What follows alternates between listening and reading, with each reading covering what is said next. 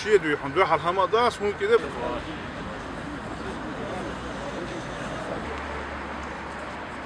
ჩვენთვის ამ ეტაპზე ძალიან მნიშვნელოვანია პირველ რიგში რომ ჩვენ მოგცა პირობა რომ არ მოხდება ახმედ ჩატაევის ექსტრადირება რუსეთში. ეს არის დამერწმუნედ ძალიან მნიშვნელოვანი ამ ეტაპზე.